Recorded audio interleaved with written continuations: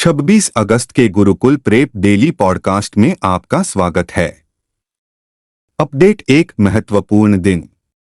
श्री कृष्ण जन्माष्टमी 2024 26 अगस्त। कृष्ण जन्माष्टमी का पावन पर्व इस साल 26 अगस्त को पड़ रहा है। 2024 में भगवान कृष्ण के भक्त उनकी 5251वीं जयंती मनाएंगे। भक्तों द्वारा भगवान कृष्ण को विभिन्न अनुष्ठानों के माध्यम से सम्मानित किया जाता है, जिसमें लड्डू गोपाल जी को कपड़े पहनाना और दुनिया भर में खूबसूरती से सजाए गए मंदिरों में भोग प्रसाद चढ़ाना शामिल है।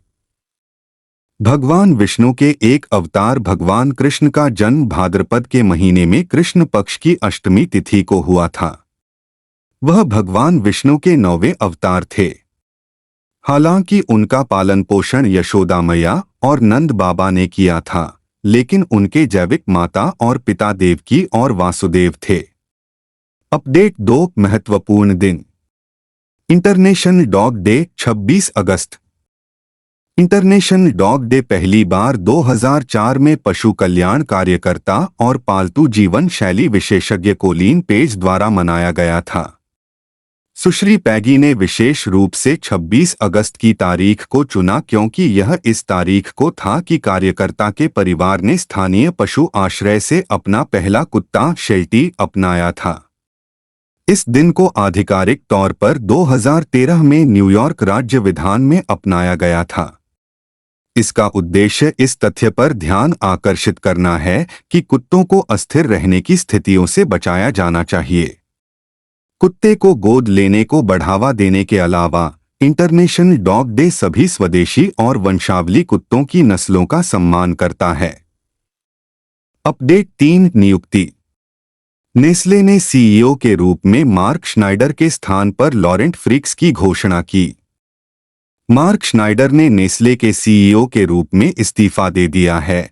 कंपनी के दिग्गज लॉरेंट फ्रिक्स भूमिका निभाने के लिए तैयार हैं, स्विस खाद्य दिग्गज ने घोषणा की।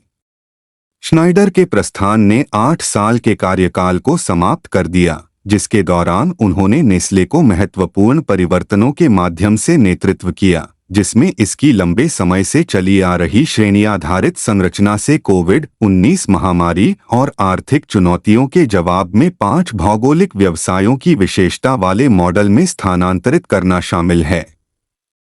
लॉरेंट फ्रिक्स, जिनकी नियुक्ति 1 सितंबर को प्रभावी होगी, 1986 से नेस्ले के साथ हैं और विभिन्न नेतृत्व भूमिकाओं से व्यापक अनुभव लाते हैं। Update, 4 banking.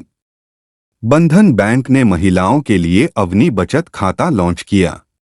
बंधन बैंक ने विशेष रूप से महिलाओं के लिए बचत खाता अवनी शुरू करने की घोषणा की है। एक डेबिट कार्ड के साथ अवनी मुफ्त एयरपोर्ट लाउंज एक्सेस, 10 लाख रुपए का व्यक्तिगत दुर्घटना बीमा कवर और अन्य ऑफर के साथ 3-5 लाख रुपए की कार्ड देयता प्रदान करता है। अवनी लॉकर के किराए पर 25% की छूट और गोल्ड लोन प्रोसेसिंग फीस पर 50% की छूट भी प्रदान करता है।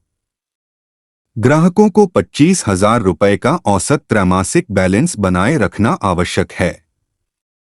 बैंक ने एक उद्यमव्यापी लॉयल्टी कार्यक्रम बंधन बैंक डिलाइट्स भी लॉन्च किया। अपडेट, 5 अर्थव्यवस्था। गेल और पेट्रोन भारत में 500 KTA बायोएथिलीन संयंत्र स्थापित करेंगे।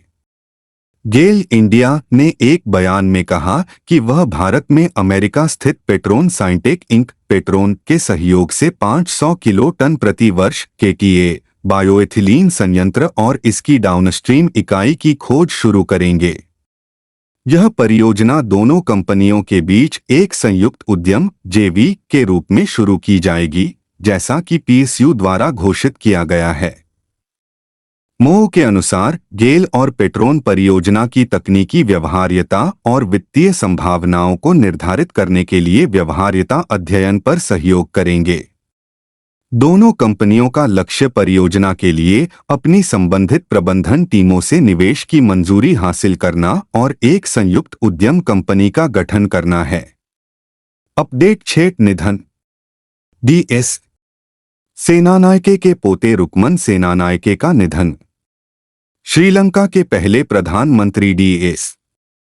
सेनानायके के पोते, यूएनपी के दिग्गज और पूर्व कैबिनेट मंत्री रुकमन सेनानायके का 76 वर्ष की आयु में निधन हो गया।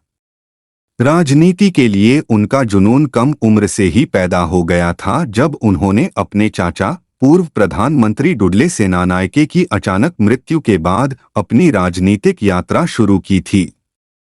उन्होंने पर्यावरण और प्राकृतिक संसाधन मंत्री के रूप में भी कार्य किया। फिर उन्हें 2007 में यूनाइटेड नेशनल पार्टी के अध्यक्ष और 2008 में वाइस लीडर के रूप में नियुक्त किया गया। अपडेट 7 निधन। मलयालम अभिनेता निर्मल बेनी का 37 साल की उम्र में निधन।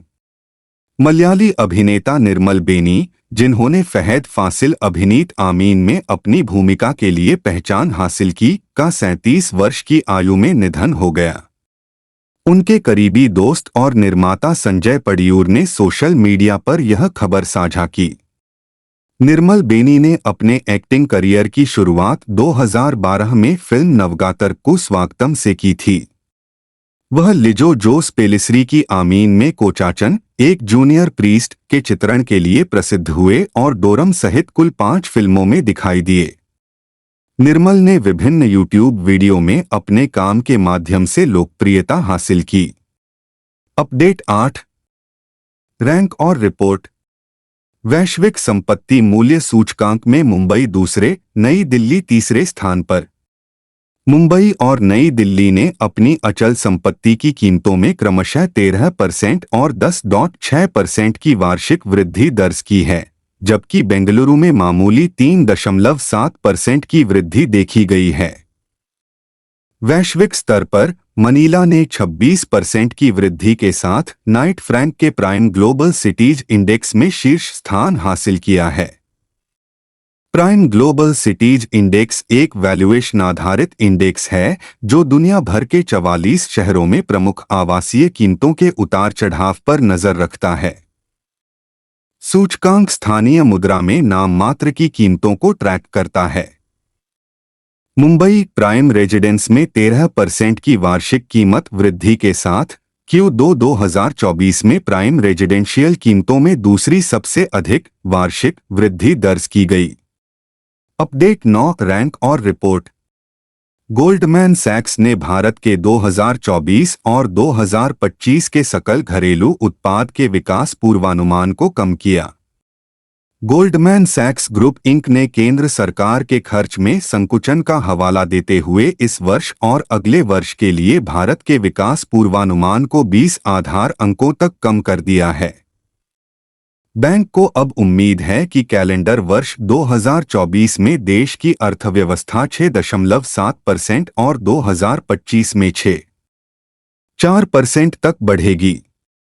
अमेरिकी बैंक के अर्थशास्त्री शांतनु सेनगुप्ता ने एक रिपोर्ट में लिखा है कि चालू वर्ष की रेटिंग में गिरावट अप्रैल से जून तिमाही के दौरान सरकारी व्यय में वार्षिक 35% की कमी को दर्शाती है, जो सप्ताह भर चले आम चुनाव के साथ हुई थी।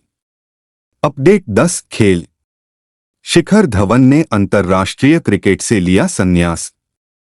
भारतीय क्रिकेटर शिखर धवन ने घरेलू और अंतर्राष्ट्रीय क्रिकेट दोनों से संन्यास की घोषणा की। 38 वर्षीय ने सोशल मीडिया पर एक वीडियो संदेश साझा किया, जिसमें उन्होंने अपने पूरे करियर में प्रशंसकों के अविश्वसनीय समर्थन के लिए आभार व्यक्त किया। उनके करियर के मुख्य आकर्षण में से एक मोहाली में ऑस्ट्रेलिया के खिलाफ टेस्ट डेब्यू पर उनका प्रभावशाली 185 रन था, जहां उन्होंने सिर्फ 85 गेंदों में अपने शतक पूरा किया, जिसकी बदौलत बाउंड्री की झड़ी लग गई। धवन एक उल्लेखनीय IIPL खिलाड़ी भी हैं, जिन्होंने 222 मैचों में भाग लिया और 6,769 रन बनाए, जिसमें 2 शतक और 51 अर्धशतक शामिल हैं।